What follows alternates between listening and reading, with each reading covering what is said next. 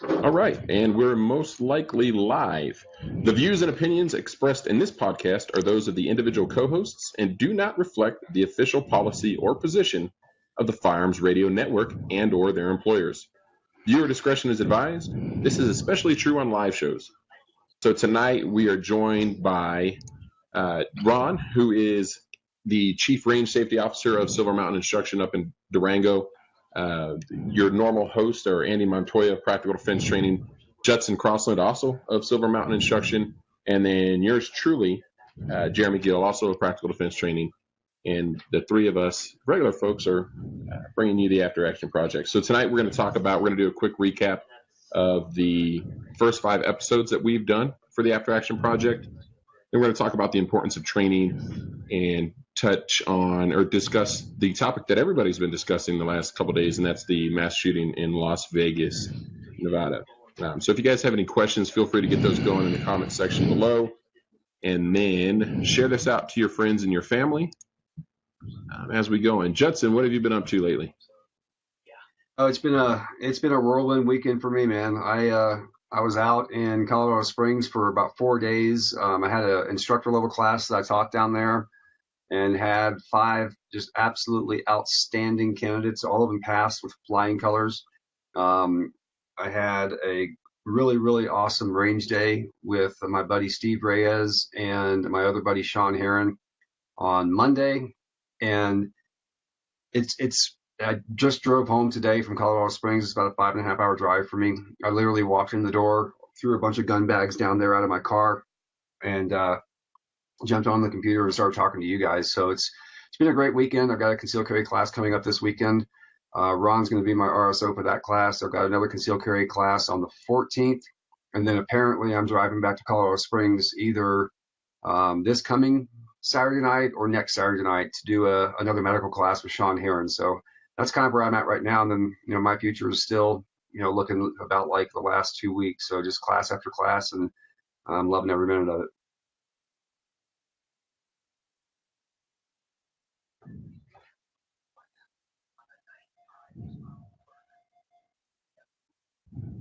You're muted.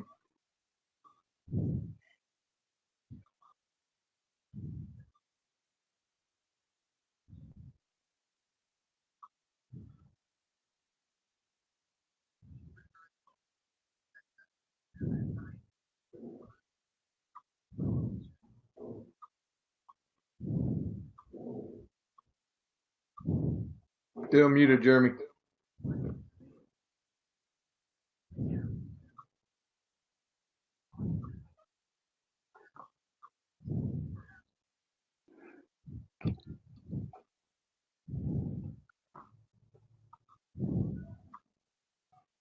Still muted.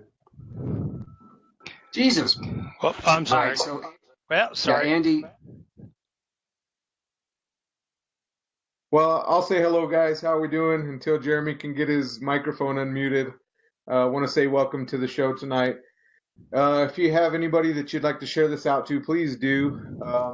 We want to, as Jeremy said in the beginning, we want to just do a recap of the 5 shows that we've done now, and then kind of take all that training into the horrific Las Vegas shooting that's just occurred. Our hearts and prayers go out to all of those people, first responders. I can't even imagine the grief and the sadness that you guys are going through. So with that being said, we're going to discuss our first 5 episodes, how training kind of fits in, and then what we can learn of this Las Vegas shooting, dispel some myths, and just kind of continue on that. So turn it back over to Jeremy here. So I'm sitting there, right, and I thought I had kicked it over to Ron, and I was like, no, Ron, it's totally my fault. I don't think you heard me when I said, hey, Ron, what have you been up to? Because I was muted. And then I see Judson down there doing the Angry Birds thing, and I think that he's talking to Ron, but in actuality, he's trying to tell me that I'm muted. So here we are, 6 episodes into this, and I still cannot figure out what the heck that I'm doing. So hopefully by episode 007, we'll get it worked out. But Ron, talk to us a little bit about what you do for with Silver Mountain Instruction and what you've been up to lately. Well, I guess kind of like Justin said, chief RSO, assistant instructor, still fairly new to all this, just learning as I go. My primary job, or full-time job, if you will, I'm a flight instructor up here in Durango. Been doing that for, since 1987. So, like I said, still learning all this, and I apologize for any screw-ups I cause on here. I've never done this, and to be honest, a little bit nervous about it. That's about all I can tell you right now. Well, you're already doing a lot better than I am. So you're doing great there. Great, Absolutely.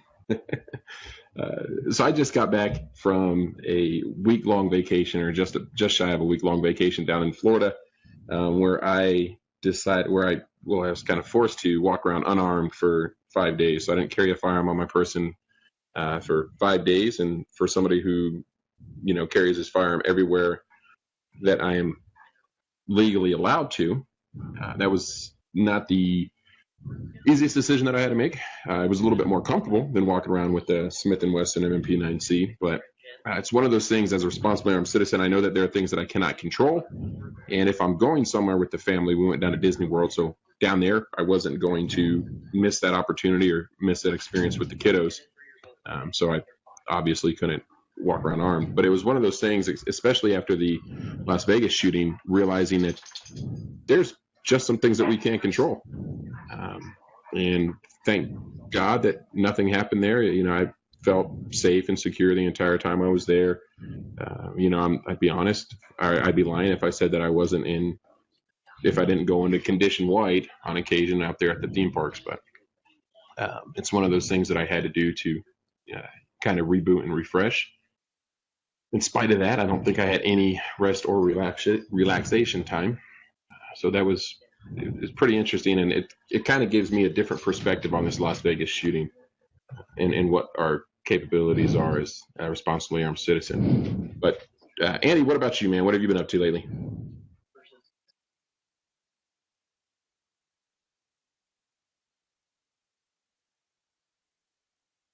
I've been out at the range while you were gone having fun at Disneyland. Lucky you.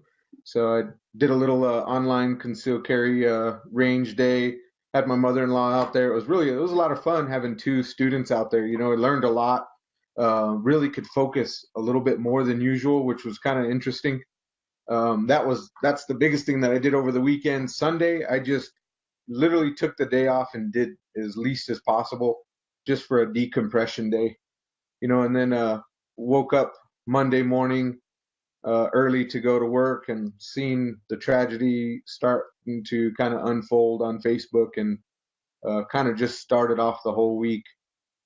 Pretty horrific, but that's why we're here today, so we can discuss those things and learn some stuff. Awesome. Yeah, I've heard, got some good feedback on the range day, which is awesome. Not surprising, but awesome nonetheless. I just got word that the polls in Albuquerque closed, so hopefully you guys got out there and voted, whichever way you wanted to vote on any of the issues and all of the issues. Looks like it was going to be a pretty close race with Tim Keller, initial poll showing Tim Keller in the lead, followed by Dan Lewis.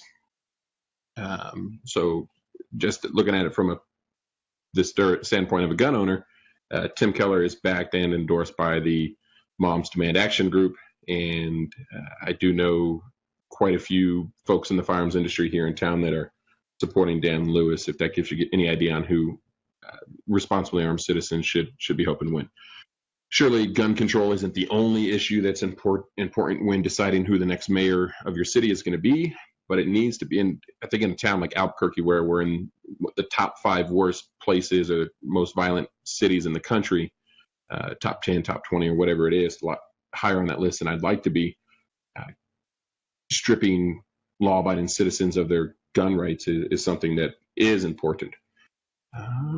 But let's talk briefly about the first 5 episodes that we've done with the After Action Project, and I just want to get your all's feedback on the first 5 episodes that we've done. What your main takeaway was from that, and if you haven't caught those first 5 episodes, the first episode that we did was with Sean Heron, his Civilian Medical 1 course. Then episode 2 was with Robert Butler of Canaz Tactical Group. We reviewed his Defensive Handgun 1 course. Episode 3 had a local instructor, local to Albuquerque, Scott Mitchell of Duke City Krav Maga. We had one of his Krav Maga students on to discuss the importance of unarmed self-defense training. Then the 4th episode was with yours truly, Judson Crossland of Silver Mountain Instruction. We reviewed his force-on-force reality-based training. And then last week was an episode with Chris Sinog of former Navy SEALs, and we reviewed his new rules of marksmanship online training course. So let's start with, what do you guys think? Start episode 5 and work back to 1, or start with episode 1 and work up to number 5? You can randomize them out. I mean, it's kind of up to you, Jeremy. You got them kind of up there in the line. You can kind of pick where you want to go. Okay, let's start with episode 5, because I think Sean Heron's Civilian Medical 1 training is going to be the most pertinent and relevant to the Las Vegas shooting. So last week was Chris Sinog, the new rules of marksmanship online course. Andy, why don't you kick us off and tell us what your main takeaways from that episode were? Let's see. What are my main takeaways for Chris Sinog? First, he's a bad man, in my opinion. Pretty amazing to be able to be honored to have a Navy SEAL on with us. I thought that was pretty cool. I've been watching his videos for months, probably at least 6 months now. So I probably, out of all of us, had a little bit more of a background on Chris Sinog. And I was bugging about, hey, let's get this guy on, because his stuff's amazing. So I joined his class, as I said, on the actual show. I've had a little bit of time to go through it, and I'm just starting bare bones as a new instructor, first, hopping online and just taking his class and his videos one at a time. I think Ron Johnson actually joined too, and maybe he can give his input on what he thinks so far. But so far, I really like it. The format's really good. I enjoy it. Of course, Navy SEAL guy, there's going to be a little bit of ego involved, and we kind of saw that a little bit too, but I think of all the people that should be able to have an ego is the guys that are out there defending this country. So I was really honored to have somebody like him on the show. Ron, what do you think?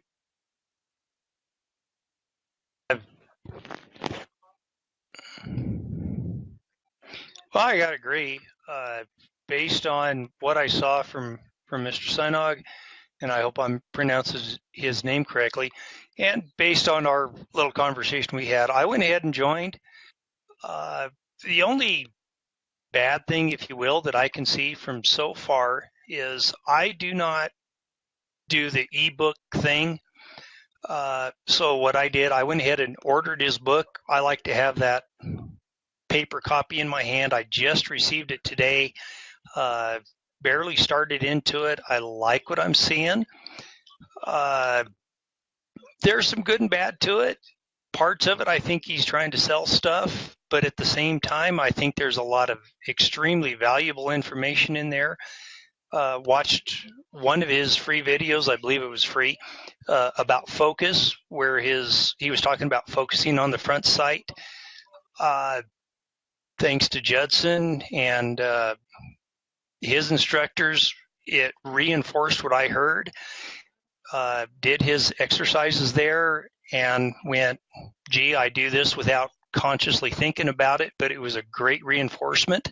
So far, after not even a week going through his course, yeah, I like it, and I would not demand my money back. I've definitely learned a couple things from it. They're minor, but still learning something new.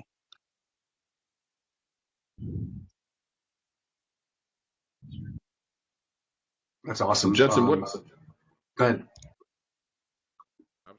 I was just gonna ask you what you thought about Chris Sinog and his episode.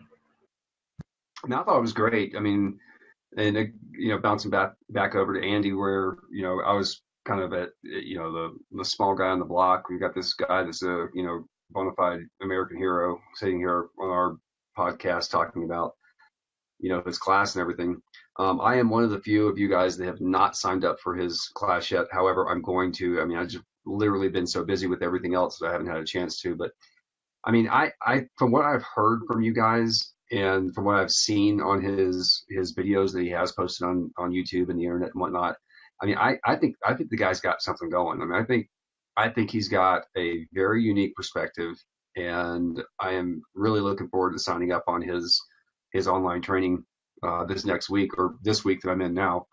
I mean, today is basically my Monday, and or actually, yeah, kind of my Monday, but I'm really looking forward to getting into my office tomorrow or the next day and actually signing up and actually, getting into the ebook and all the lessons that he has on there. Yeah, if you look at it in an instructor's perspective, it's going to be easy, and this is just my opinion. It's going to be easy to go in there and say, "Man, all this stuff, we already know all this stuff." But if you take yourself out of that and you think about, a new shooter that really wants to take this, and or even an experienced shooter for that matter, who wants to go back to the fundamentals. I've seen from his handgun fundamentals to a little bit of rifle fundamentals, how to be behind the gun, how to, line up your body to the sights. I can tell you, I know people that they'll take a rifle and they'll put it up to their eye and they're like, I can't see the hole, I can't see anything. And believe it or not, as simple as that may seem, it's a little bit complicated. So take it for what it is. And again, in my opinion, Judson, when you start looking at it, look at it in a student's perspective. And I think we'll kind of start seeing, hey, a lot of this stuff makes sense. It's not, most of it is not, knock it out of the park. Oh my gosh, I can't believe I've never thought of that. But it's really simple and cut forward from start to finish to take a new instructor or a new student or somebody that just wants to go back to fundamentals. I really like it. From an instructor standpoint, one of the things that I liked and that I was intrigued by was how he coaches, explains, and teaches the front sight focus. Because as an instructor, there's few things that one of the things that we cannot do is we cannot look through the student's eyes and confirm that they're focusing on that front sight or they have that sight alignment. And the way that he explains that and teaches that in a couple of his videos, to me, it was groundbreaking stuff. And I've said it a couple times to, I told Judson earlier, I was like, I'm really surprised that this isn't more common, that you don't see this more often from the instructors out there in the community that are giving away a lot of this information. So my biggest takeaway, for me, the biggest takeaway from that episode was his explanation as to why. And we were in discussion with in another group and talking to some folks about a post that he had made, and then the fact that, he has, for a day of training with him, private lesson is $10,000. And I was like, well, that's a little bit arrogant and full of ego. And then when he gets on here and he talks about why he does it, right? He does it to make money, but he needs to make money to take care of his family. He needs to take care of his family because he loves them. And when he says, when he got back and his son says he doesn't want to eat because he doesn't want to grow up because then he'll have to leave his family. To take him away from his family, it makes perfect sense. So for me, that was one of the biggest takeaways. And I liked his insight. I think his student selection with Chris was, I don't think we could have asked for a better student to review that because it was somebody that had experience, but it was somebody that you could tell wasn't a fanboy to the extent that he was going to come up here and sugarcoat everything. So I feel like we got some really good, honest feedback and insight into that online class. So the next, then episode 4, we had Judson Crossland of Silver Mountain Instruction. Some of you guys may have heard of that guy. And we reviewed his Force on Force reality-based training. Judson, from an instructor standpoint, what did you take away from that episode? I'm confident that you've listened to it a couple of times since, but from an instructor standpoint, what did you take away from that episode? Well, I was the instructor, so it's kind of like patting my own back if I say something. We had a great conversation about why. If we're going back to that same thing with Chris, why we do Force on Force training. And we had Brian Inns on as our student, and it was I thought that it was a very good storyline as far as, him talking about the realness of what was going on around them and how at some points in the Force on Force training, they had, that adrenaline dump where they had to actually, sit there and be like, oh my God, this is actually happening right now. And from an instructor standpoint, that is exactly what we want to do. That's exactly what we wanted to instill in our students and have our students experience, because if they don't get that little adrenaline dump and just be like, oh crap, I just went through this, and this could have been a real gun in my hand as opposed to an airsoft gun or a Sims gun. I mean, for me, listening to Brian and hearing, him getting the why really was what, I took away from that. What about you, Andy? What's something that you took away from that episode? Yeah, it's the same thing. Me being a student of Judson's, I kind of, in a way, know how Judson teaches. So I was more interested in the Force on Force stuff, because we're going to have this class coming up October 28th, by the way, here in Albuquerque.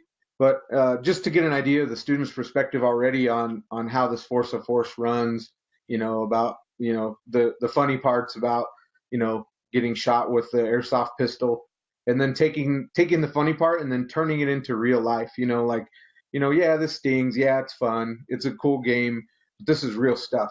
These are the things that we learn. These are the things that's going to take us in our life, and hopefully we can take and develop our mindset to where if we're ever in a scenario, we have brain memory of, hey, you know what, I've done this before, and I kind of have an idea of how I should react. Should I de-escalate this situation? Should I draw a firearm? Should I not? All those things just kind of brings it into perspective. And I'm really excited about doing this class coming up in October, so I can be that student and I can learn and continue my growing as well. Yeah, I'm looking forward to taking that Force on Force course as well. I think that Force on Force training is something that isn't done enough, I guess. I don't think students receive Force on Force training enough.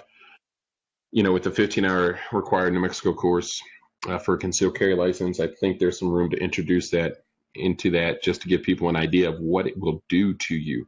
And I think students get a little bit of that idea when we put them out there on the range and we induce a little bit of stress, simulated stress. Not, there's no stress or worry about having any physical pain inflicted upon you.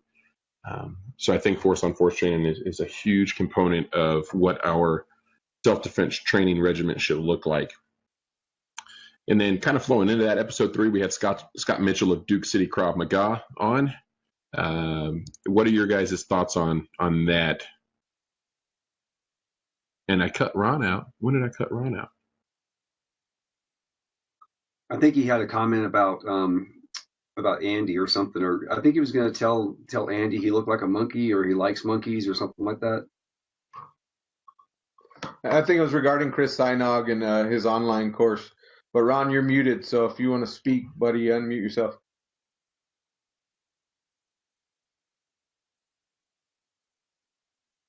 Just the only comment I had to you, Andy, was I looking at Mr. Saigon from 2 points of view. Number one, as a student. Number two, kind of looking at it as an instructor that is teaching and saying, how can I use that to help the students? That was my only comment there. Unfortunately, I've missed a couple of your episodes, so I can't comment on some of them. That's all I have. Yeah, I agree with you there. That's, when we start looking at different instructors and we do online training and YouTube and Facebook and all these other options that we have, that's one of my big goals. Number one, learn for myself. And number two, be able to learn new techniques and new ways to teach our students. Easier ways that we can get it across, that they understand better. Jeremy and I was talking about, front sight focus is used a lot as far as students. Focus on the front sight, focus on the front sight. And Jeremy can probably talk about it, who he was talking or watching. And he said, make a simple change. Instead of say focus on the front sight, tell them, hey, look at the front sight. Just look at it. That's all you got to do. Look at the front sight, and every time you go to shoot, look at your front sight. It's a word play. It's a psychological thing. But, changing from focus to just look at it, that's all you got to do. It makes it a lot more simplified. So Jeremy can probably expand on that. But, yeah, I totally agree, Ron. that's one of my goals too, is just to learn something else that we can take to our students and be able to communicate that better. Yeah, absolutely. Because students will say, "Yeah, I understand," because there's going to be a reluctance to fess up and say, I don't understand that, or to ask a question. I think that's a great thing that the online platform does allow students. It's the security that they can ask a question and they're not going to be ridiculed. They're not going to see a reaction on somebody's face like, "Are you kidding me? Did you really ask about how many bullets you need in your clip for your revolver?" Like, there's none of that, right? So a lot of that stigma is gone. So I think our next two classes, or with episode 3 with Scott Mitchell of Duke City Krav Maga, I think one of the biggest takeaways from that is, get the unarmed self-defense training, because if you're in an altercation, you might have to fight to that gun. If you have to fight to that gun and you can't, you basically have a 3-pound weight on your belt that's useless. What else do you guys have anything else on that? And if you're in the Albuquerque area, Duke City, Scott Mitchell with Duke City of Krav Maga, he has some of the, I think they're unreasonable rates, and the fact that I don't know how he's making money charging what he charges, but definitely check those guys out. His rates are super affordable, and they really eliminates any financial reason that you have for not joining up and doing that. Real quick, Jeremy, Judson and we've kind of started that a little bit with Silver Fiction. We're working with a really great guy, Rick Cole, for the unarmed disarmament techniques. And I highly agree with you. If you can get in there, learn it, do it, it's going to be a huge asset to yourself somewhere down the road. You don't want to find out that you can't fight to your gun the minute that you have to fight to your gun.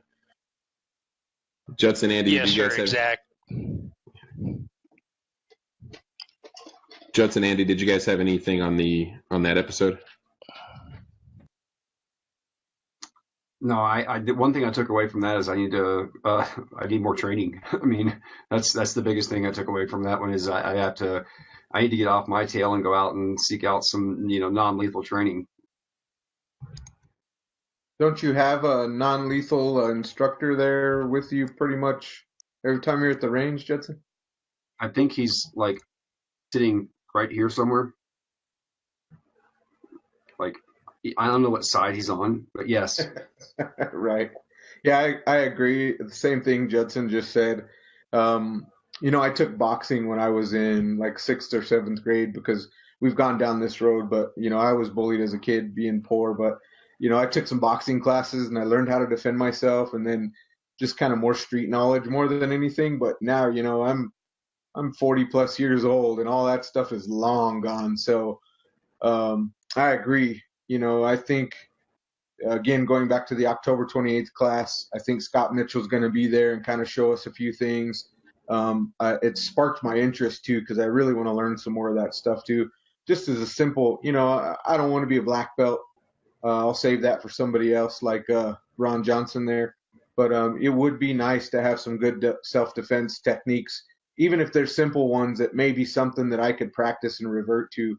Ron, what do you think? Are there some simple, moves and stuff that you can teach somebody in a class, maybe 2 or 3 moves at a time to send home with them to practice? Yeah, we can certainly do that for you. Yeah, I think you kind of hit it on the head. It's practice. It's just like drawing, sight alignment, trigger press. It's all practice, and you have to commit yourself to do that. Mr. Cole has come up with some very simple but very effective techniques. Be more than happy to show anybody. Mr. Cole isn't real fond of traveling, but he has, and I've spoken with him about this. He's told me I can take his stuff and go out and teach you guys. So if I can ever help, or if any of you guys ever come up here, let us know, and we'll get you on there, and we'll get Mr. Cole out here and help you with it. Not to put you on the spot, but can you show us some moves right now? No, just playing. No, sir. I don't have the room, and it's getting close to bedtime for me, so I'm too tired. All right. And then episode 2 was with Robert Butler of Kanana's Tactical Group. We reviewed his Defensive Handgun 1 class. Takeaways from that, guys. What do y'all think? I know we talked a lot about. Yep. So my takeaway from that was Robert Butler is consistent. And the reason I say that is because I've taken every single class that Robert Butler offers like 3 times, with the exception of maybe 1 or 2 of his classes on his curriculum. And that dude is consistent across the board when it comes to why he does things. He will explain it. He will not do anything unless he can explain to you why he's doing it and why he's teaching you this way. I mean, it just solidified my student perspective of Robert Butler. You know, something that I kind of gathered just these short 5 episodes that we've done, you know, guys like Robert Butler, Scott Mitchell, kind of Chris Sinog even. Have you noticed how, Judson, have you noticed how, you know, these instructors, they're just very calm and relaxed. And, you know, you picture going out in range days and somebody yelling at you or, hey, you're doing that wrong, or, you know, you just notice the calmness and relaxedness of them. And like for Robert Butler, he has that too, you know, and he offers the $500 a year program, and then he has the VIP program. Really considering joining that next year. That's kind of one of my goals, to where maybe I can drive up to Colorado Springs every now and then and be able to shoot Judson back with his plastic gun here. But I think that's one of the plans that I want to do in the future, because I want to learn from Robert. You know, you meet these instructors and, man, they're just so personable and friendly, and just makes you want to go train even more. So what do you think about that, Judson? Yeah, I mean, I if you join the VIP group, you literally could come to Colorado Springs 2 times and pay for that. And you're about 5 hours from Colorado Springs. I'm about 5 hours from Colorado Springs. I would go to those classes and join you and do the exact same thing, because I feel like it's so necessary and so important to do it.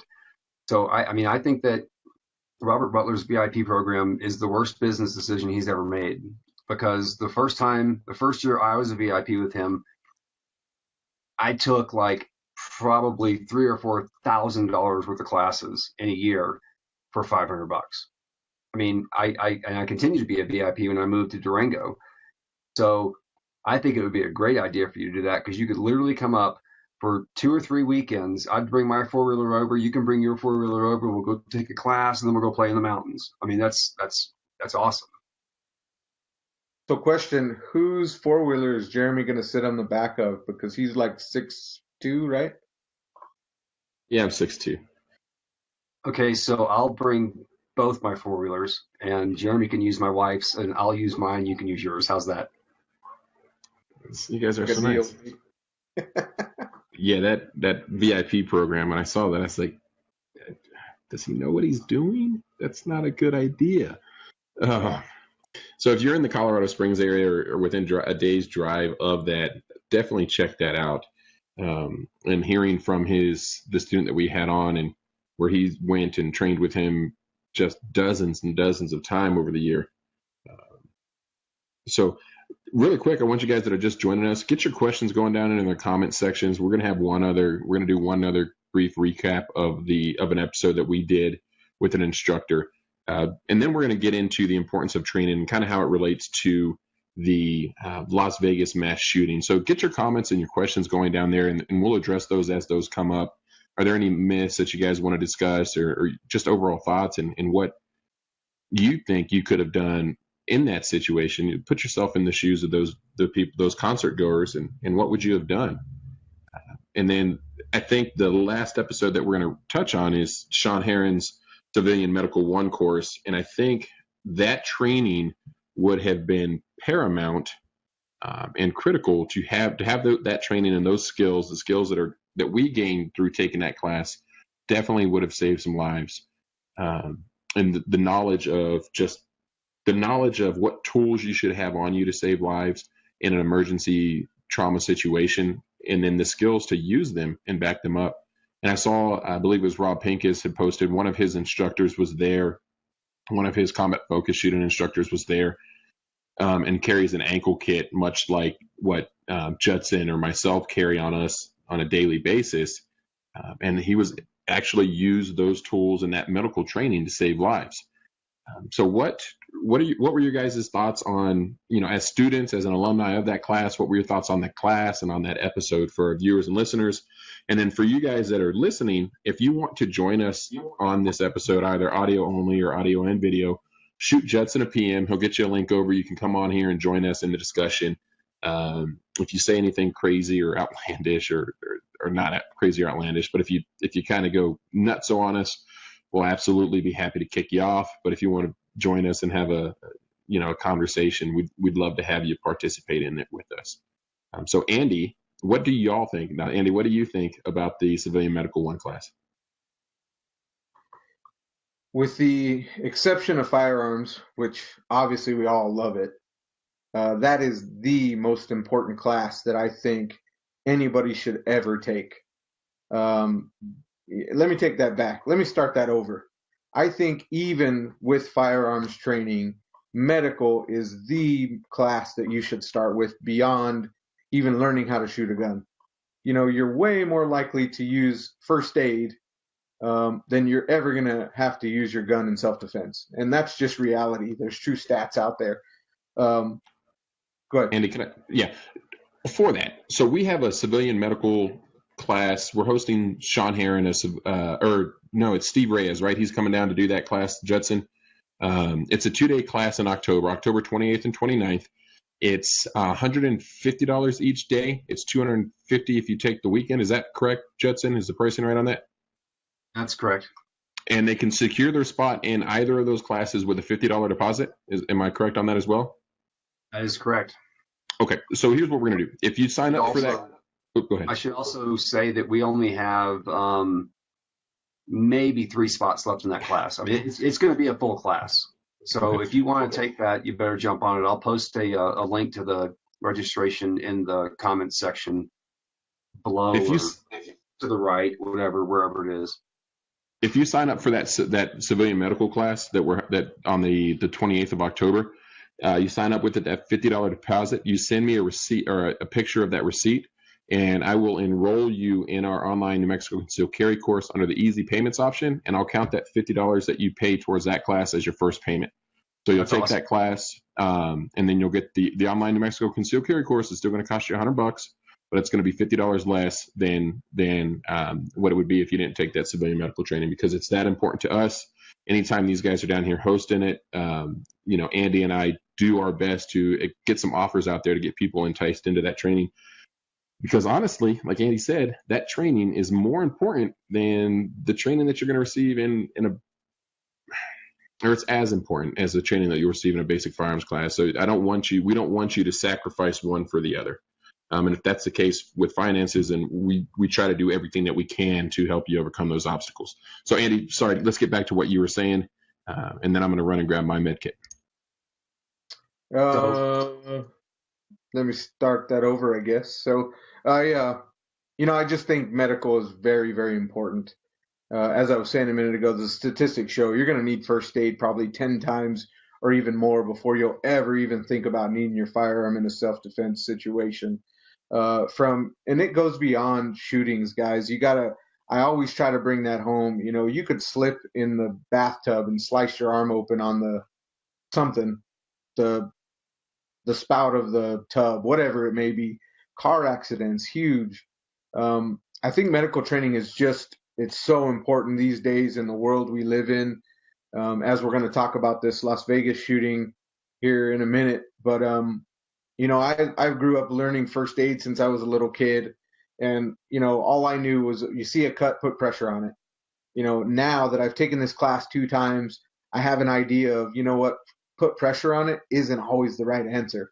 So that's the biggest takeaway I have on it. Ron, what do you think about the class? I know you've taken it with Sean Heron a couple times. at least once, right? Yeah, I was just sitting here trying to think, because you said that it's probably been 2 or 3 times that I've gone through Mr. Heron's class. Shameless plug for Mr. Reyes. I had the privilege of sitting through his first class. Aside from a smidge nervous, I think he did phenomenal. Definitely do it again, either one. And I happen to agree 100% with this Vegas shooting. I was actually talking to my wife earlier this evening. I hate to say this to Mr. Crossland, but I've always been teasing him about his ankle trauma kit. Doggone it, sir. I think you got a pretty good idea. What hit a little bit home, a little too close to home for me, was my sister-in-law and her husband and friends. Actually, her friends were at the Jason Aldean concert the other night. She was supposed to be there, but decided not to stay for that. That hit just a little close to home. Maybe it's a little bit early for about talking with that tonight. I got a lot of mixed emotions about what happened, and some of the stuff I've been hearing, whether on the news, comments on Facebook. I guess we'll just wait until we get into that a little bit more before I comment any further. But with the TCCC class, I cannot emphasize enough, if at all possible, please go take it. It's worth every second. I've been very reluctant in my life in regards to first aid, but after I got into it about 15 minutes into Mr. Heron's class, and I was hooked. So please, if you get the chance, go take it from either Mr. Heron, Mr. Reyes. Both of them are phenomenal. Buddy, if you're not in the Colorado Springs, Colorado, Albuquerque, I mean, hell, Sean Heron has flown to Illinois, he's flown to Dallas, he's flown to, just pick a major city, and he's probably been there. If you can get 3 or 4 people that are interested, we will come to you. Sean Heron is the primary instructor. I mean, we'll make it happen. We think it's so important. In fact, not to segue too far down a rabbit hole, but Sean Heron thinks it's so important that he's offering his TCCC class. It's not called that. It's called Civilian Medical 1 to any of his family or close friends in the next couple of weeks for free. And this is a dude that has, 0 time to spare. I mean, he is busier than anyone that I've ever met, and he's offering a class for free. That's how important we think this is. So, Jeremy, I'll kick it back to you to go into our next topic. If you're reluctant, if you're nervous about taking that class, you don't have to be like pre-med student or anything. I thought I knew how to apply a tourniquet, but just taking that class really showed me everything that I didn't know. And they say you don't know what you don't know, and that's especially true with medical training. So the first time I took it, I've taken it 3 times now, and each time I've has been a benefit to myself. So we had Daniel Bourne had asked about the ankle kit that I carry and where to get it. So this is the ankle kit that I carry. It has some Velcro there. In it, I have a cat tourniquet. I have 2 pair of gloves, an Israeli bandage. I have my self-defense insurance card there. So if you guys are looking for that, check out Second Call Defense. And then I have some Quick Clot and chest seals in that. So all said and done, you're looking at this ankle kit did come with the soft T tourniquet, the Israeli bandage, and the gloves. And I believe it was $60. It's North American Rescue. I've added the combat gauze, the Halo chest seals, and I will be adding a RATS tourniquet to that, 2 RATS tourniquets to it. So as it sits now, I think the total investment was $120 or thereabout. With the 2 RATS tourniquet, I'm looking at probably another $40 or so into that. But I tell you what, if I ever need this, that money is going to be meaningless and pointless. I bet there are some folks that had wished they had this on their person out there at that concert. Judson, what do you carry on your ankle? So I've got a very, very similar setup as you do. So mine is basically it's the same type of rig. It's my holster, if you will, is from Safer Faster Defense, I think is what it's called. And it's a training company that came up with this concept of having an ankle rig, and they probably weren't the original one, but they built this one. And mine is set up very, very similar to Jeremy's. So I've got just going around the ankle. This piece right here it's actually a seatbelt cutter from Benchmade. So it's designed to slice through seatbelts. It has a curved blade on it, so I could still slice the crap out of my finger with that, but the theory behind it is I can just simply grab it, put it on somebody's shirt, rip down, and it's not going to grab skin. It's not going to dig into skin. So that's my my first piece. My second pocket, it has 2 pairs of gloves, 1 piece of combat gauze, and there's another 4-inch by 4-yard compressed gauze inside this one, so for any major bleeding. My next one around, I have my cat tourniquet, latest generation. I think this is a 7. And then inside down here, I have a cigarette lighter, just because you never know when you might need one. And I also have a spare battery for my flashlight and 2 spare batteries for my hearing aids, because I always find myself without hearing aid batteries. Next one around, I have a package of high vent chest seals, and those ride in that one. And then that's all I carry in my ankle life pack. And it's important to note that people might say, well, that's not, in that Las Vegas shooting, this might not have done much.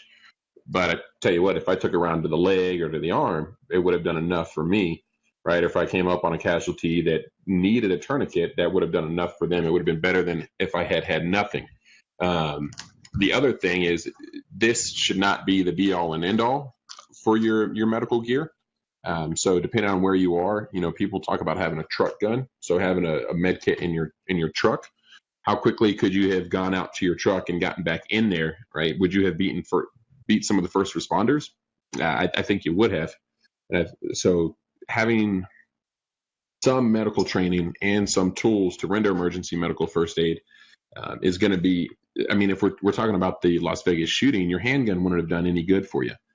You could have tried to pop off some rounds at where you thought he was coming from, but the reports say he was on the 32nd floor. There are some people saying that he was on the 12th floor, and they see muzzle flash coming from one of the first 15 floors. But at the end of the day, I don't think your handgun would have. You wouldn't have had your handgun in there, right? Because they're not letting you in there with your gun.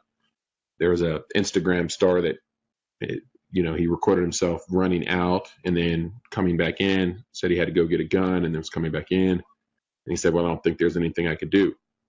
Well, I think you could apply some pressure, put on some tourniquets, render emergency, pack some wounds. If you had that training, I think there's some things that we could do as responsibly armed citizens, and as citizens who understand that bad things happen to good people in this world every day.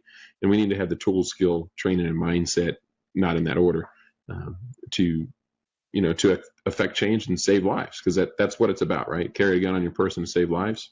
I think the medical training is doubly important. Andy, what are your thoughts?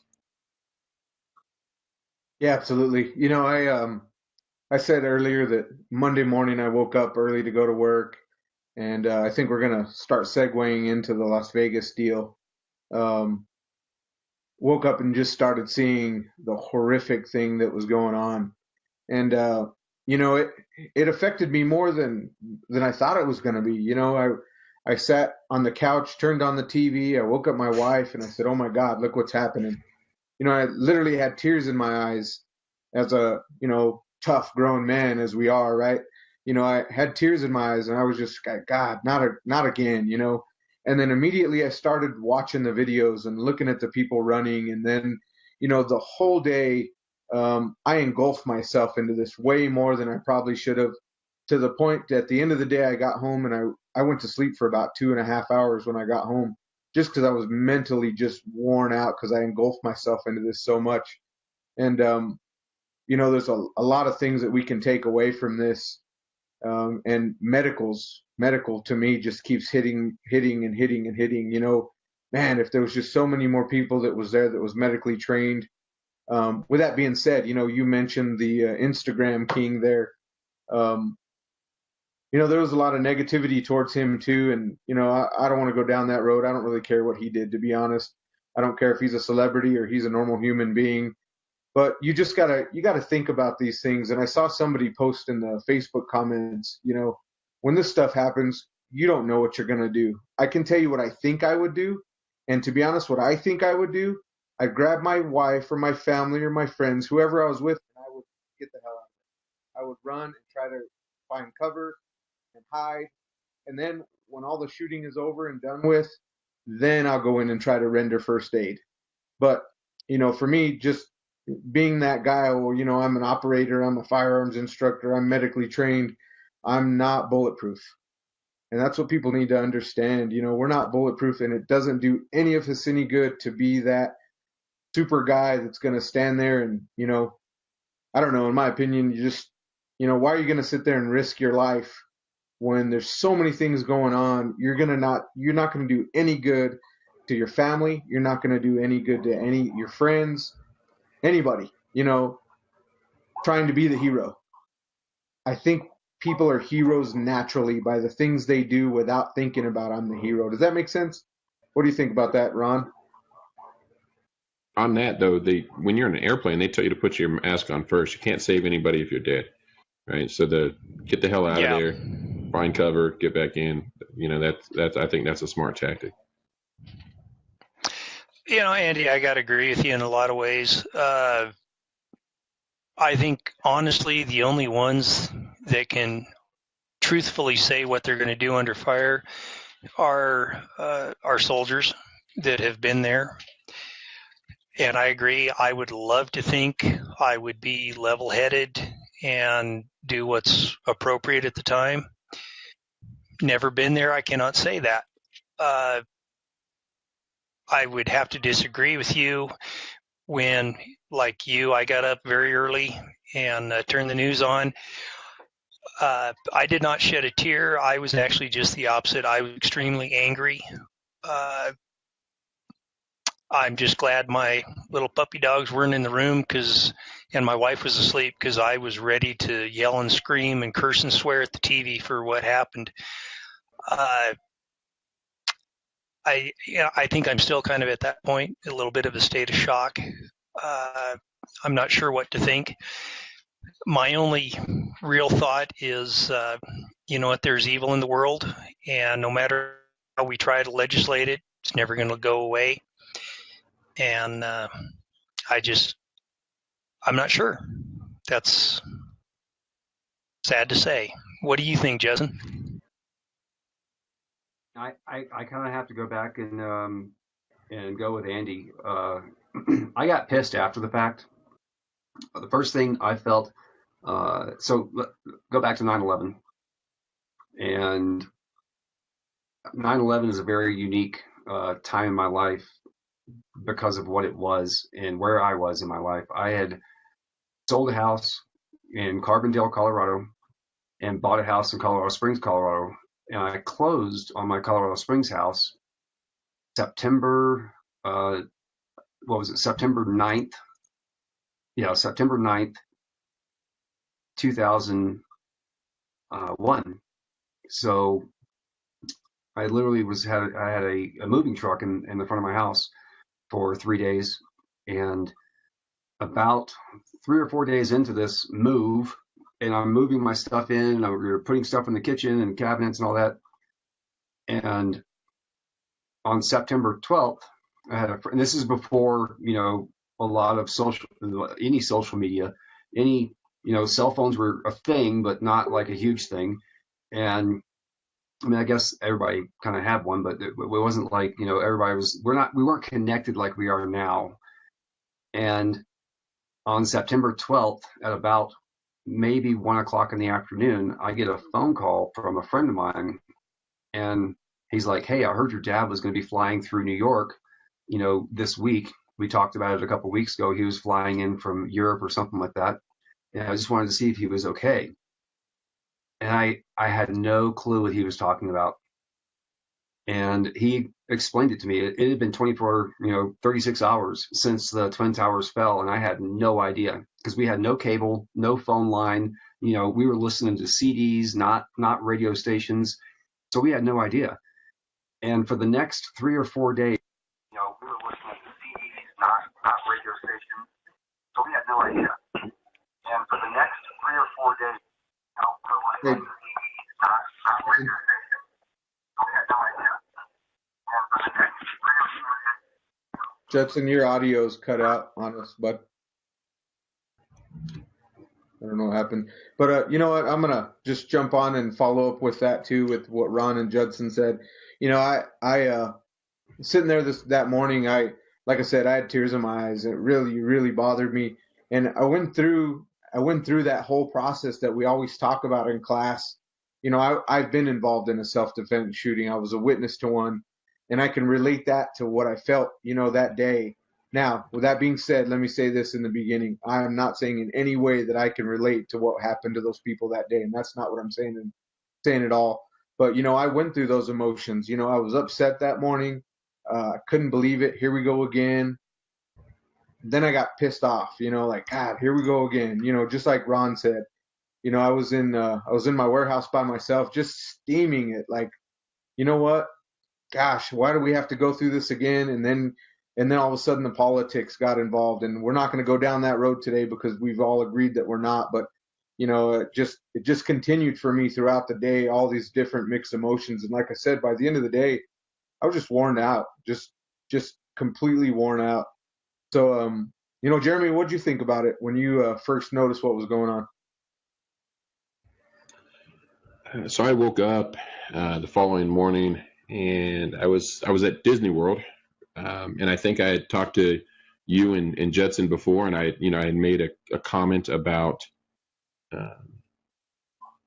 being disarmed and how I felt the overall security at Disney was pretty good, but I had noticed a couple, I guess, weak points that could potentially be exploited, and I don't think it would take much for them to change those.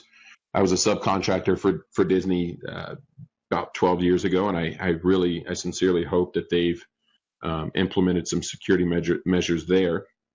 But honestly, I was kind of numb to it, man. And I don't know. I think that's a sad comment to make about the state of the world that we're living in. I wasn't completely surprised. I was definitely saddened and upset, but at the same time, it's like, here we go again, right? Like, it shouldn't. I don't think there's, it's a shame that we're in this time where it's here we go again. I don't think anybody was completely surprised.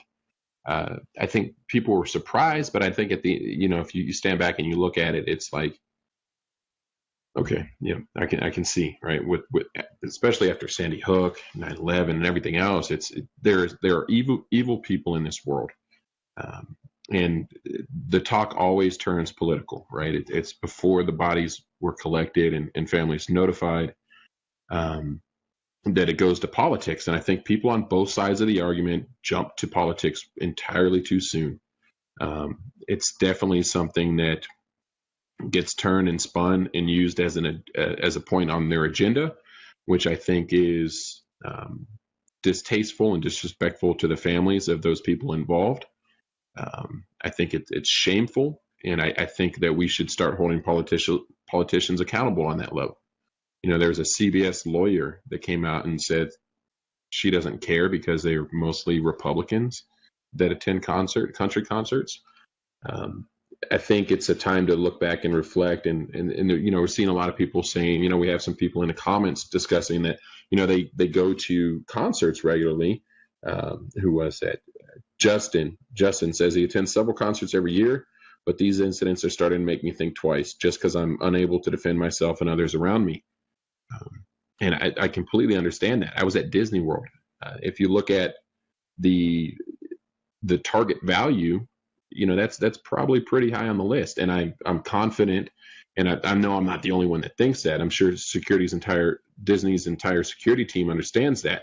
And I'd imagine that there are countless other measures in place that nobody sees, not even folks like myself who are looking for them, right?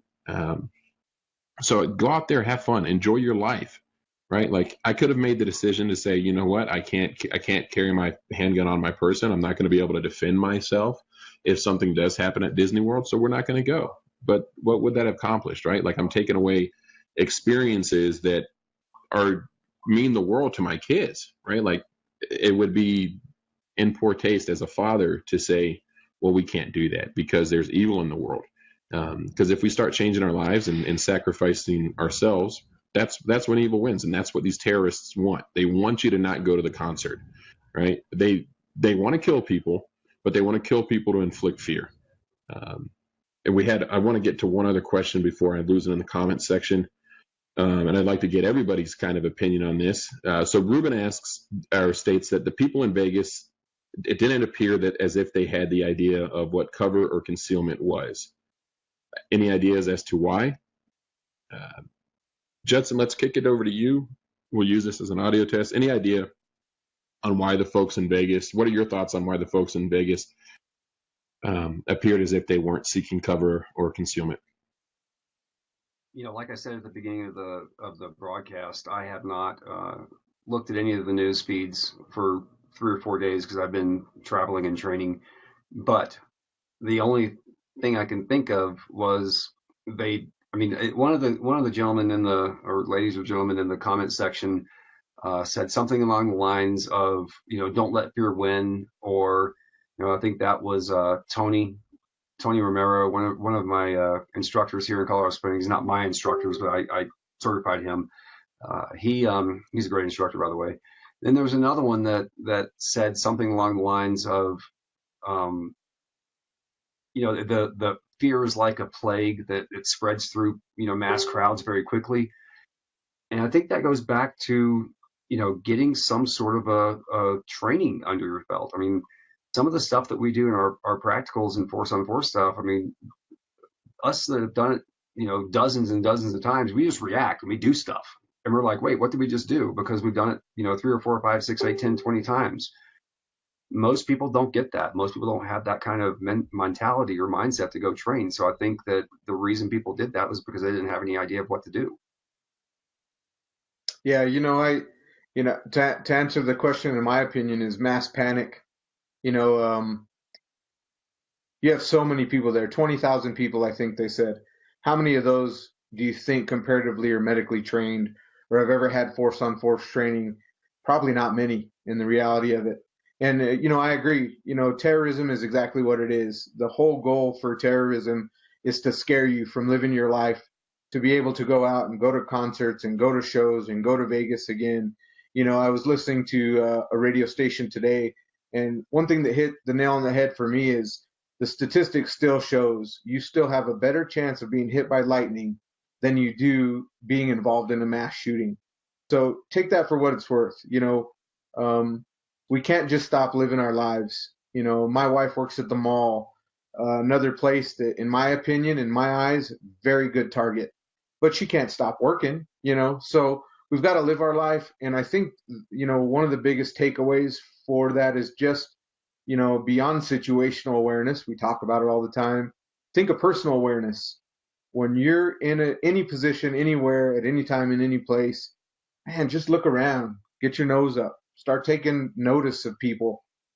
Just beyond mass shootings, just generally anybody. I'll give you an example. Today, I had lunch really quickly in a Walmart parking lot. And when I was eating my lunch, I'm constantly looking around. Left my truck running. As I happened to look over to my left, I looked in the rearview mirror and there's a guy walking up to my door. As soon as I seen him walking up to the door, his eyes shifted over to me in my mirror. We literally locked eyes in the mirror. You know what I did? I stepped on the brake, put my truck in drive, and almost drove off. Now, with that being said, you don't want to be that paranoid, but it was just, I knew the place I was in. I probably shouldn't have been eating lunch there, but it was just the whole point of just look around, pay attention to who's around you and what's going on. Ron, what do you think about, why do you think that people just kind of scattered like ants and there was really no organization? What's your thought on it? Geez, that's kind of tough. Number one, first thought that comes to mind is panic. Doggone it, my brain went dead here. Fight or flee. That's really what it came down to. And in that situation, I do not see how anybody could fight. So your only other choice is to flee. But where do you go in an environment like that? It is so limited. In one sense, I'm like Mr. Crossland here. Kind of avoid the news. We hear so many rumors and speculations and very little fact at this point, although the facts are starting to come out. That's a tough one. Like I said earlier, I'm kind of in a quandary about what to think about this. Doggone it, it's just tough to say. I'm at a loss. Mr. Jeremy, what do you say? Yeah, I think a lot of us are at a loss. Addressing that point specifically, I think if you look at videos and pictures, we see all of them, right? We saw fight. I don't know if we saw fight, right? Well, we saw the flight, the freeze, posture, and submit. There was a guy that standing up with a beer in his hand, flicking off the guy, and I was like, dude, he probably doesn't even see you. But that's a form of posturing. I think a lot of it is for the not lack of training. Yeah, lack of training, and then lack of forethought to go in there and look, right? So when I'm at Disney, right, use that or Balloon Fiesta, because Balloon Fiesta is coming up here in Albuquerque, and that's a venue where you can't go armed unless you're a bad guy and you want to break some laws, right? So if something did happen there, my response is going to be an unarmed response. And if it's an active shooter type situation, in order for me to successfully escape that with my family, I have to know where I'm going, where that avenue of escape is going to be. If there isn't one in my immediate area, cover is going to be my next best option. Is there cover on the way to the escape?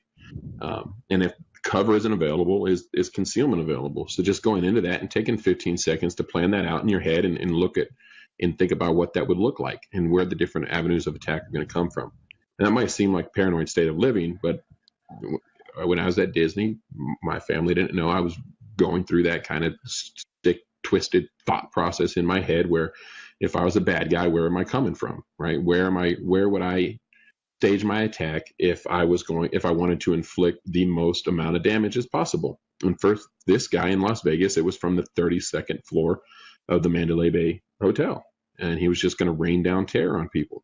And a lot of folks are talking about 59. How could he kill 59 people without any military training? That's one of the things that I saw being commented often, in different discussions. And it's, for me, 59 people, this is going to sound bad. 59 people isn't a lot of people in a crowd of 20,000.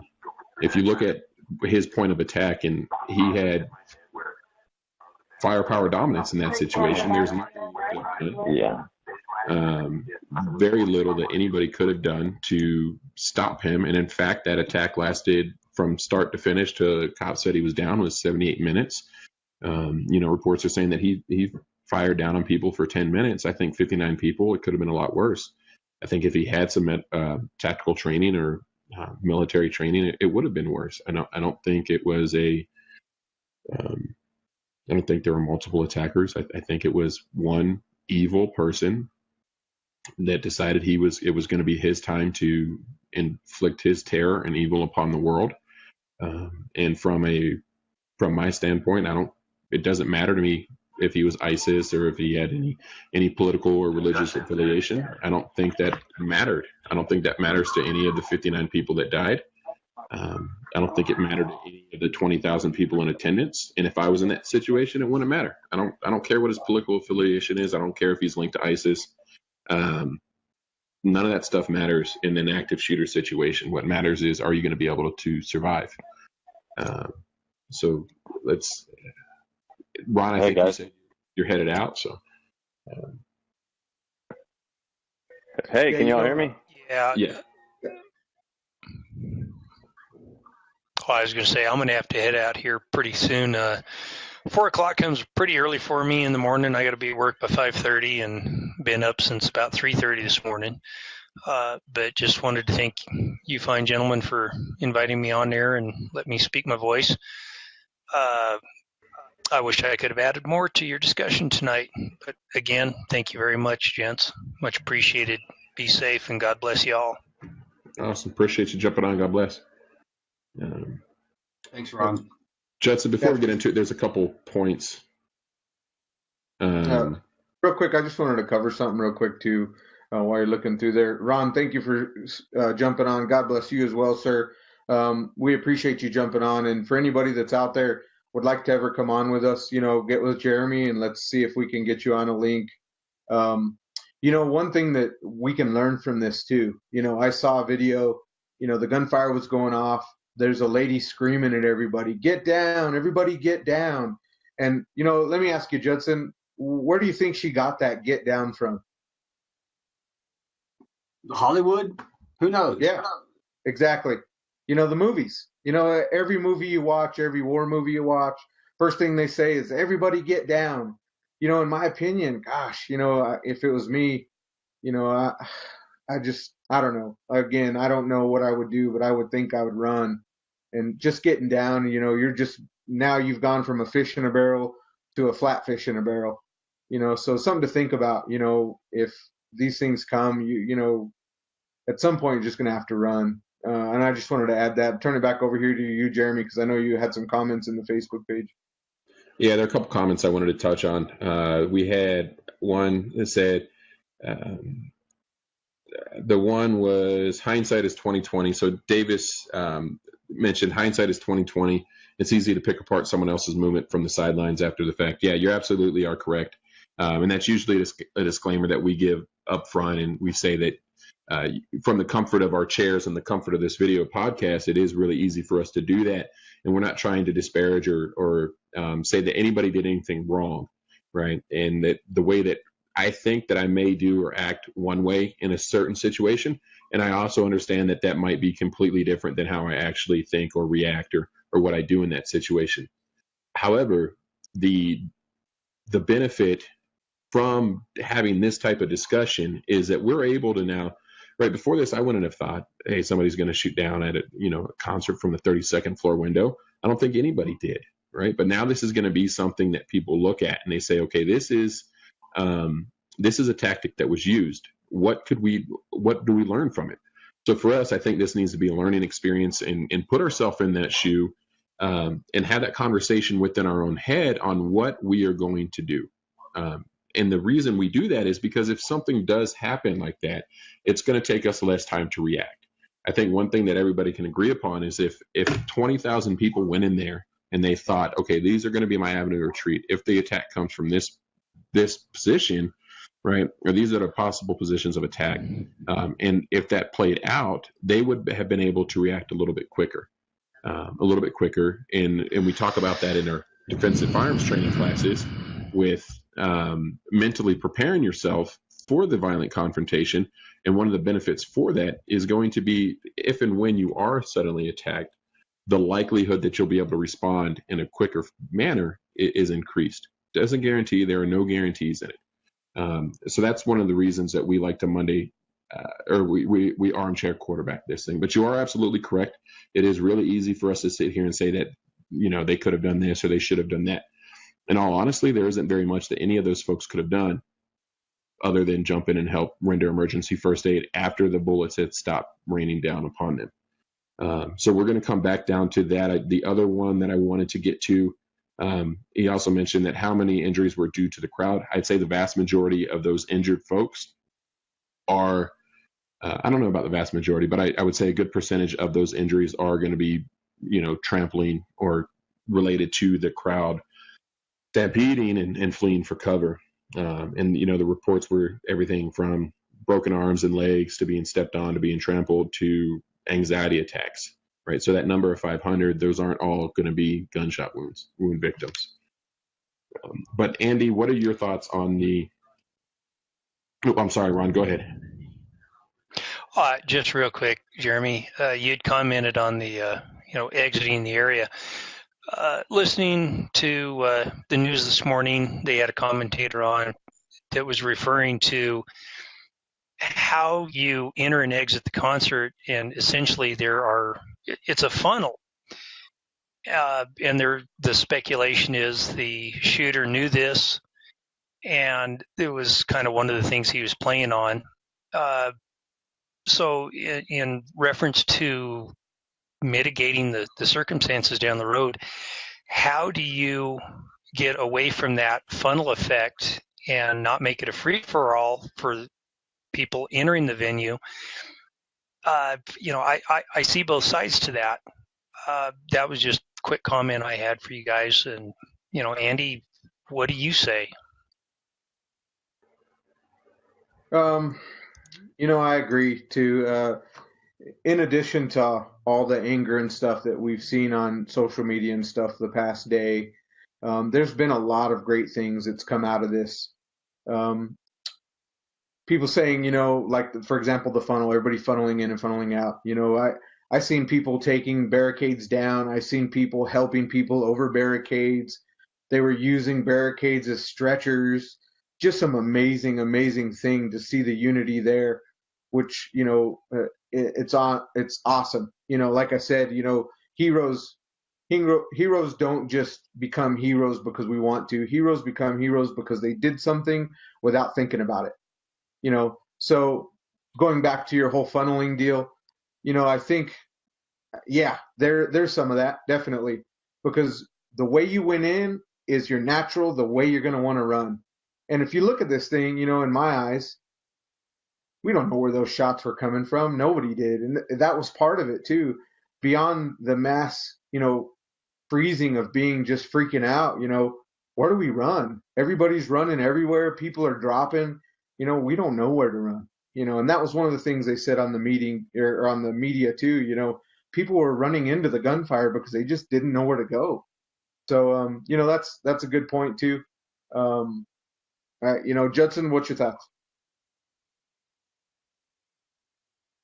You had to ask me that. I've been trying to get two people into the meeting for the last 5 minutes. For some reason, technologically, it's not working.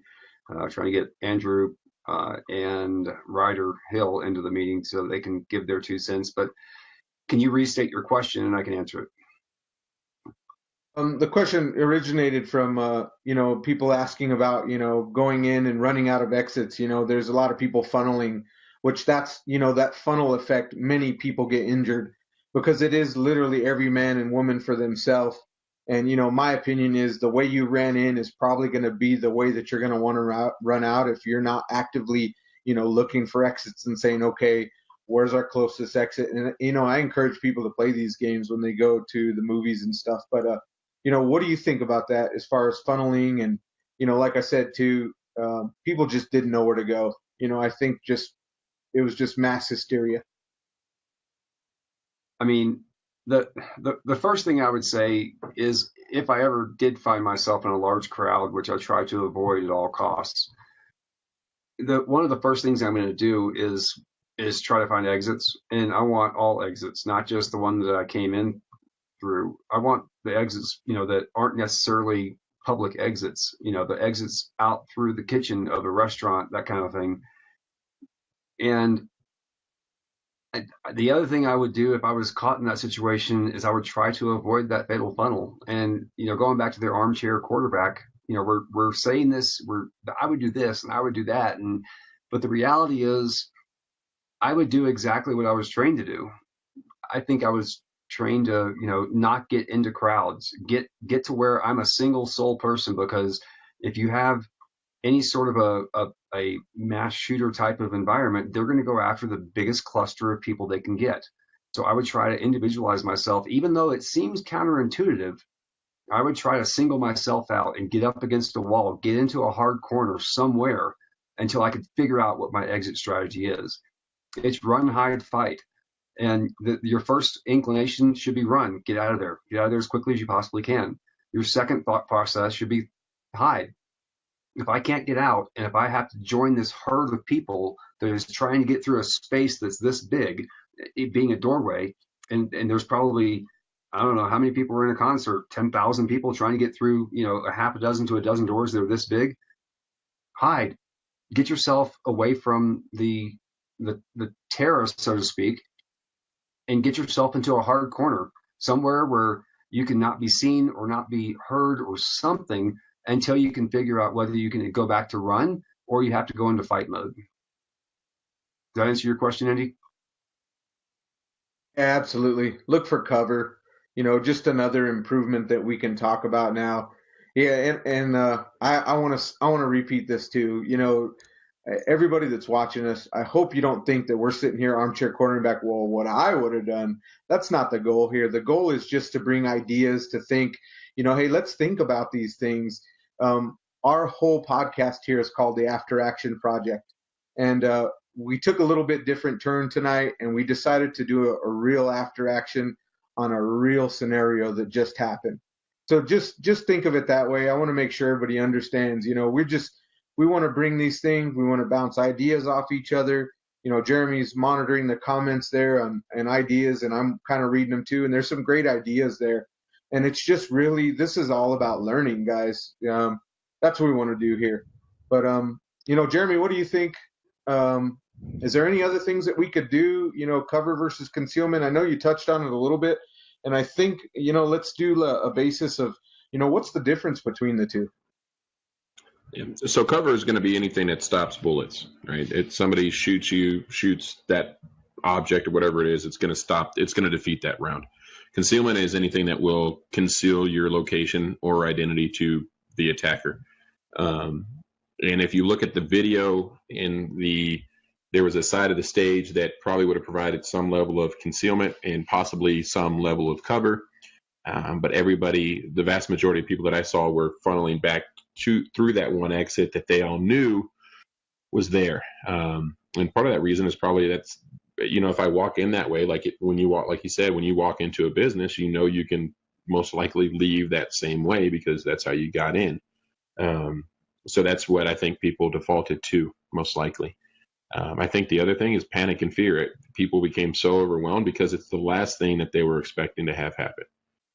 One of the things that a lot of the artists were talking about is how that crowd was one of the happiest and most joyous and loving crowds that they had performed for.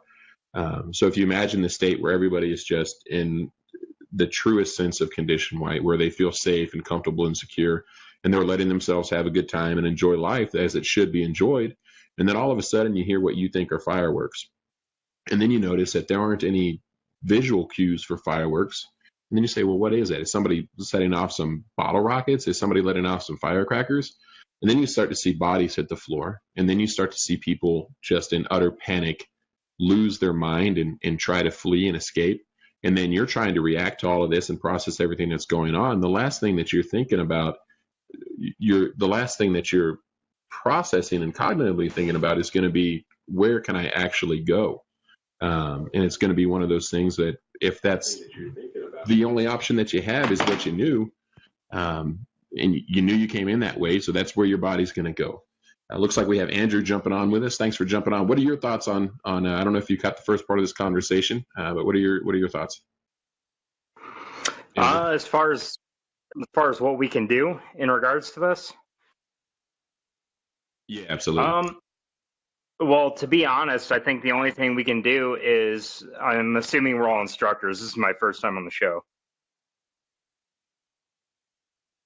Yeah, so the After Action Project, we dissect. We typically put students in, or viewers in, the student's perspective of a firearms training course. Today, what we've done is we've recapped the first 5 episodes and then kind of led into the importance of training. But as an instructor, what do you think there are some things that our students can do to better prepare themselves to react to a situation like this? Well, as far as involving students and instructors alike, because in reality, we're all still students. The best thing I can think of off the top of my head is seek more training, get more knowledge. I shared something on my Facebook the other day urging other instructors to do classes, to put out responsible video, training video.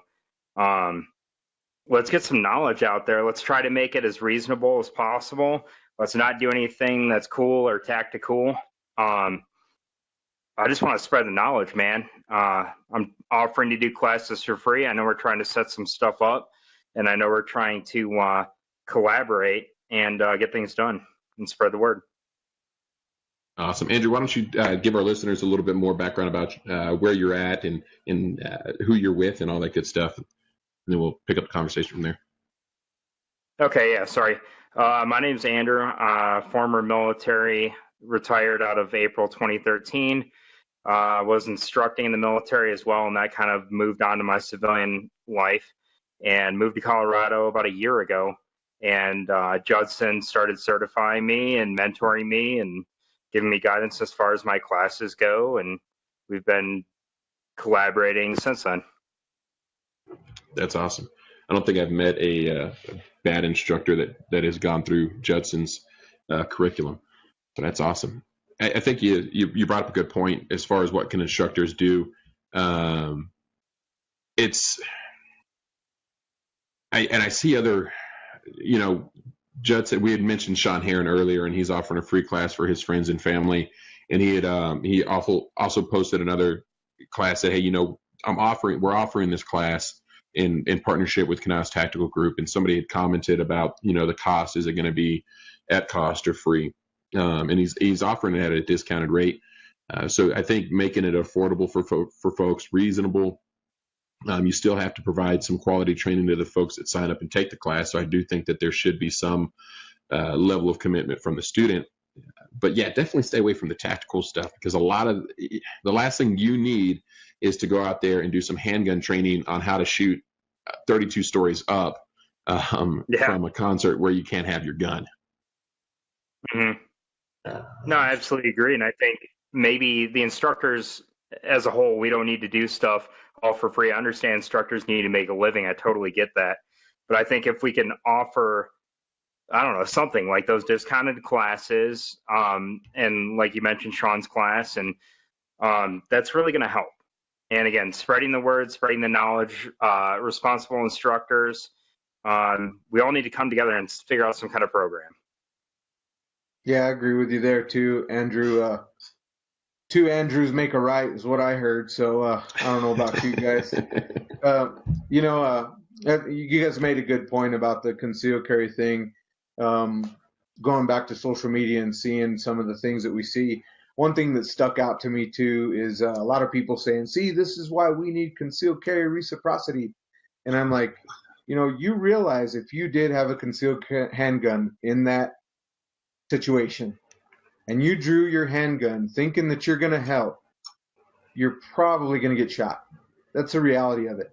You probably would have got shot. Very good chance you would have lost your life because you wanted to do something to help. And, that's why it's important to talk about these things. So, I just wanted to touch on that a little bit. The answer isn't always guns, right? And that's why we talk about medical. That's why we're doing the force on force with Judson, to try to learn and make those decisions. Is this a gun situation? Is this a hand-to-hand situation? Or is this a get the hell out of there situation?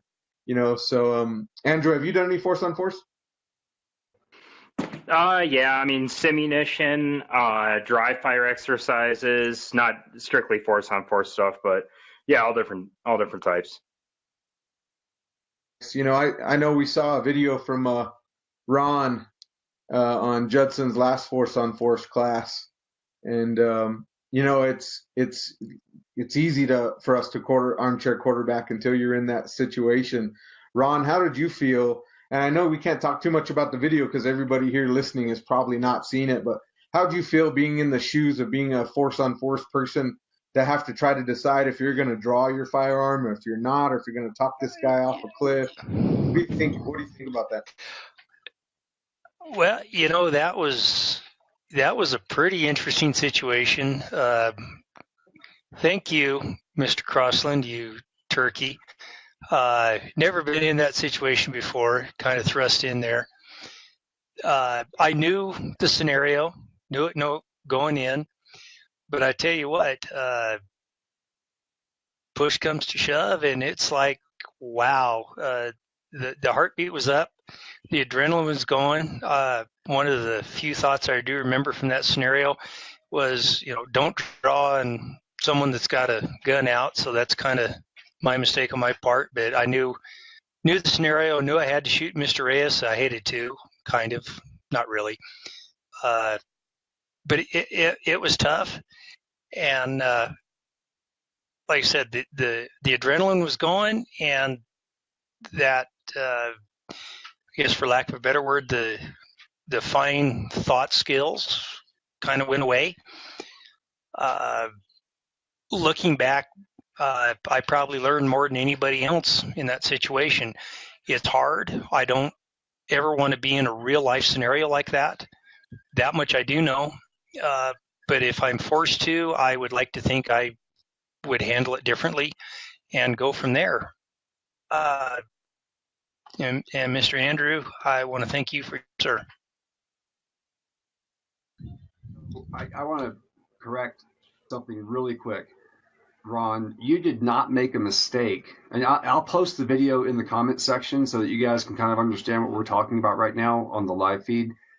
And for the podcast listeners, the scenario was Steve was, had a gun pointed at somebody, and Ron was 90 degrees to would have been his right. Okay. I'm sorry. Yeah. Left. Steve's left. So Steve's left. He had the gun pointed this way. Ron was standing over here 90 degrees this way. So the gun is drawn here. You drew your gun this way, which is perfectly fine. What you don't ever do is if the gun is pointed at you, you never draw on a drawn gun. I mean, there's just so many countless, instances out there where you fail every time. It's action versus reaction. You can't draw on a drawn gun. What you did was draw on a guy that had a gun drawn on somebody else, just to make that clear. So it looks like we have David. I was trying to make a point for the students. Oh, I'm sorry, Jeremy. I was just saying I was trying to make a point for the students. It was all involved in the class, Judd. That's all. Yeah, I watched the video. I Monday armchair quarterbacked the crap out of it, and I think Jetson is going to make me pay for that in spades on October. Looks like we had Ryder just jump on with us. So Ryder, tell us who you are, and what are your thoughts on the Las Vegas shooting? We're trying to keep politics out of this and conspiracy theories to a minimum. So talk to us a little bit about who you are and your thoughts on the Las Vegas shooting. Hey, what's going on, everybody? Most of you probably know me. My name is David Valenzuela. Just a regular, everyday guy, like most of you on here, except for these fine gentlemen, of course. I was trying to call in while you guys were actually talking about how people reacted or what you thought the way they reacted during the shooting. I grew up in a rough spot in Las Cruces, and I've seen people shot dead right in front of me. I've been shot at. I've been in situations where I've had to take cover behind a car or, stupid thing. You play stupid games, you win stupid prizes, you get yourself in situations that you don't necessarily need to be. The first thing that does take over that I have to say that I learned personally is that when something like that happens, you don't initially react. It takes a second for you to actually realize what's going on, for your mind to process what's happening. By the time your mind processes that, that's when the fear kicks in. Once the fear kicks in, your body freezes up. You're not exactly sure what to do, if you're going to run, if you're not going to run. If you're just in shock of what you saw happen in front of you. And I think that's what happened with a lot of people in Las Vegas. When you see the shootings commence, the entertainer's still up there singing because he doesn't even realize what's going on until they actually pull him off the stage. So you can hear the gunfire going on. There's people that are recording with their phones during the gunfire. They think it's fireworks. You don't even see anybody in the crowd actually react or start to run until later on. I think maybe they probably started hitting a couple people and people started falling. Being in the front of that and seeing that happen and hearing those rounds hit around you, a lot of those people I think just went into shock. Not everybody's trained. Those are just everyday people, citizens out there drinking beer, having fun, not expecting anything like that to happen. So when they started seeing, people take rounds and hit the floor, blood coming out, the first thing that sets in is shock. And then after that, fear. And then, of course, panic. One person starts running. Everybody starts running. You don't even remember where your entrance was at that point. You don't know where you're at. Where you're facing, you're just trying to get away from everything. Like you said, they thought there was multiple shooters. At that time, nobody knew what was shooting, who was shooting from where. They were just trying to get away from where they thought the shooting was coming from, I guess you could say.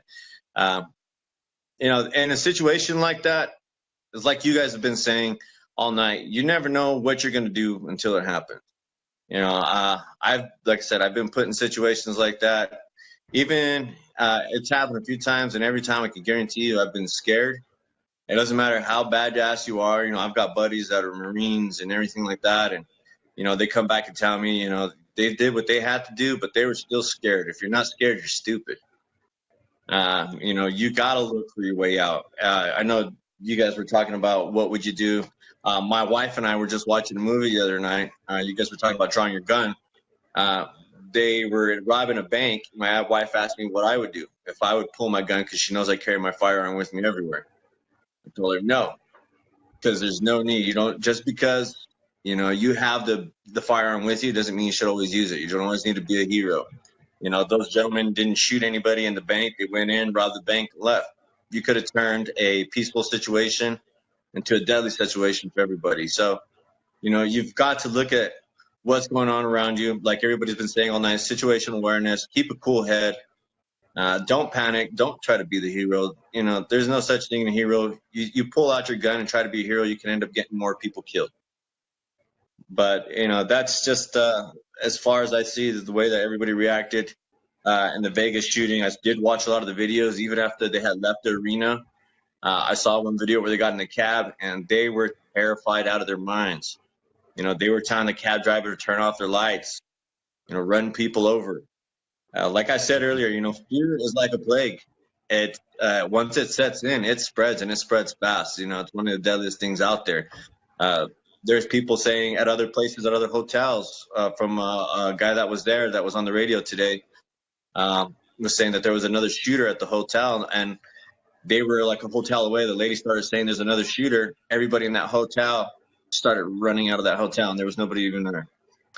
Just fear spreads fast, and it could be one of the most dangerous things out there. Yeah, that's a good point. Being able to manage that fear, I think, is something that we can work on. Andrew, what do you think about that? Managing the fear, and what can we teach, or what can instructors teach their students, and what should students be looking for from their firearms instructor when we're talking about managing that fear and those psychological reactions that we're likely to encounter in whether it's a mass shooting or not, ATM robbery. You're at the bank and there's a robbery, or if you're hanging out with your buddies at a restaurant and you see a domestic violence situation unfold. What are some things that we can do as instructors to help our students mentally prepare for that?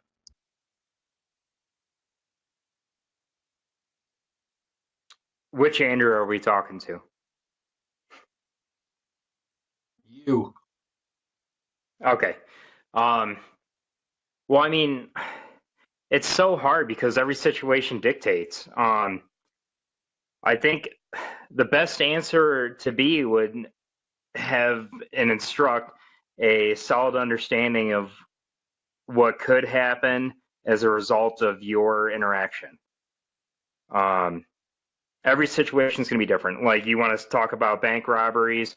Sure, I can tell you if there's one guy, somebody else might handle it. Hopefully security and law enforcement stationed at the bank's going to handle it. If you see a domestic violence situation, I'm going to call 911. One, because like the other gentleman that was just talking about spreading fear, that can cause a lot of issues. So I think remaining calm and keeping a clear head is going to be one of the best bets that you can do. Unless you're law enforcement and you have that, training and that ability to intervene, I guess, on a more legal aspect. Like if I see a domestic violence situation, depending on the situation, I might grab the person and, pull them away. I don't know. Every situation is different. So I think training for a raw aspect and understanding of different scenarios is the best thing that's going to happen. I think we can all agree on that. Personally, I think one of the biggest things that we can do is think about where those attacks can come from, and it doesn't have to be an in-depth, thought process that we have, but it needs to be something. You need to look at those, and that's something that you can do if you're listening to us. If you're a responsibly armed citizen, if you carry a firearm on your person every day for the unlikely event that you're going to have to use it to save somebody's life, I think the biggest thing that you can take away from this episode is that you probably need the medical training to back that up, to back that thought process up. If you carry a gun on your person to save somebody's life, you need the medical tools and training to also do that same thing, because you're much more likely to need that stuff than you are to your handgun, right? So it's definitely something that I think that we all can do more of, and we should do more of. Here in Albuquerque, we're looking at bringing the civilian medical course here. We're looking at, I thought we would host that class once a year, and we're getting close to every 4 months or so, once a quarter, close to, 3, 4, 5 times a year already getting that civilian medical training down here for folks that are interested and need it. So just look at your life, where you are most likely to, where that attack is most likely to come from. Understand that you are still, statistically speaking, you are still much more likely to be attacked by somebody that you know than you are from some guy shooting off the 32nd floor of a hotel room. Balance that with the fact that statistics don't mean crap if you're involved in that situation, right? We spoke last week about the odds and the stakes, right? The odds of being involved in a mass shooting, being the victim of a mass shooter, are very slim. But what's at stake is the world to you. So understand, have the mindset to deal with that if you're ever involved in that. So let's, I think we're going to wrap it up there. We'll go around the horn one more time. Ron, any parting thoughts for our listeners? I think you kind of hit it in the head, Jeremy. Everybody just be aware of your surroundings and know where to go if it gets ugly. And I guess I'm brain dead. Sorry about that, but that's my thought. Know where to go. Get out of it. That's awesome. Right, that mental preparation going into situations. David, what are your final thoughts for our listeners? Especially people out here in Albuquerque, always keep your head on a swivel. Watch out. Jeremy's talking about statistics here. In Albuquerque, though, I'd have to say you're probably going to get carjacked faster than you'll get shot, but who knows? Always remember, just because you have a firearm doesn't mean you're going to win against the bad guy. So if you if you're in a position, and you don't have to use it, don't use it. Just because you have a gun doesn't mean you'll always be the winner in that outcome. So if you can avoid any situation like that, it's always best to do that. Other than that, man, you guys have yourself a good rest of your night, and thanks for having me on. Awesome. Appreciate it. That's a great point. Just because you have the tool doesn't mean that the situation requires it, and avoid it at all costs. Andrew P., what are your parting thoughts for our listeners? As far as parting thoughts, again, dude, I'm going to preach training. I'm going to preach it all day.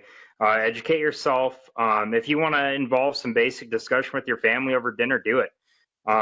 Seek that argumentative aspect so you can figure each other out and figure out what you're going to do. So I'll just sit there and preach training and knowledge and education. And again, as instructors, we should always be seeking more training. We should be talking back and forth. And most importantly, I think we should be reading. Okay. Nobody really picks up books anymore. Everybody hops on YouTube and reads, out of online magazines now. There's tons of education out there, from EMT medical handbooks that you can pick up used at a bookstore for $2 or $3 to training guides that you can hop on the primary and secondary forum and download. No, that's awesome. Yeah, get your family involved and understand that you might have to take control and direct them and forcefully tell them what to do in that situation. Andy M., let's kick it back over to you. What are your thoughts for our listeners? Yeah, I'm going to parrot what Andrew P. said, just because the name's amazing, number one, but training, medical training beyond anything else for me. Medical training's huge. And I started this conversation, I'm going to end this conversation the same exact way. Our thoughts and prayers go out to these people and these families that were there. I just can't even imagine the hurt and the pain that everybody's going through. Everybody take a second and pray for these people that they find strength, to get through this tough, trying time. So thank you guys for hopping on with us. I really appreciate it. Yeah, it's a good point. It's a terrible tragedy that everybody involved with it are going through right now. If I would have known you were going to leave us with that deep segue to part off of, I would have had you go after Judson. But Judson, what are your parting thoughts for our viewers?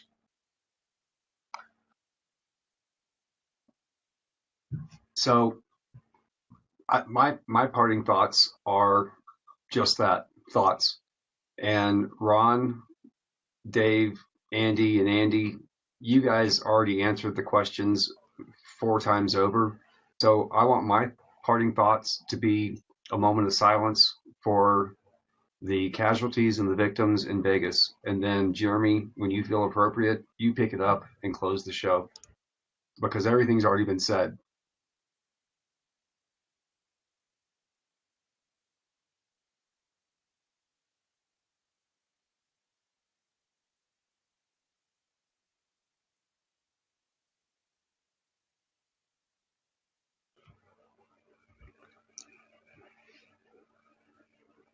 I think I thought Andy was going to leave me with a hard enough segue to kick it back over to you. It is a terrible tragedy, as is all loss of life, except for the bad guys that deserve to have their life taken. We want everybody out there, everybody that we interact with. We said on an earlier episode that part of my job, what I think my job is, to make bad victims, to make people that are bad victims. When a bad guy is looking for somebody, if they choose somebody that's or trained with us, it's going to be worse off for that bad guy. But understand that it is your life, it is your safety and protection, and it is your responsibility. Okay, and part of that responsibility is being trained and able to defend yourself and your loved ones. And if you're in a situation that doesn't require the handgun, and the only training that you received is a handgun training, you're doing yourself and you're doing your family a disservice, and you're not living up to that obligation, that responsibility that you have. When I go out with my family, it's my responsibility to make sure that they're able to make it home safe with me at the end of the day. When I go out without my family, it's my responsibility and it's my obligation to make sure that I make it back home to them at the end of the day. So do what we all like to say and think that we're going to do when that moment arises, and it's our time and it's our chance to affect positive change and save lives, and have the mindset, have the training, have the tools and the skills to do it. And if you have any questions on where you can do that, feel free to reach out to anybody that's been on the show, whether it's training with us or somebody else. It's more important to us that you get that training. So if there's somebody in your area that you're looking into, feel free to reach out to us. You guys have a great night. We appreciate everybody jumping on for a longer than usual show. And please don't think that we are armchair quarterbacking this as if people made mistakes, and because honestly, I probably would have reacted the same way that those folks did. So you guys have a safe night. Thanks for jumping on with us, everybody. If you'd like to join us on one of our shows, feel free to shoot us a message, and we'd be more than happy to have you jump on with us. You guys have a great night. Thanks.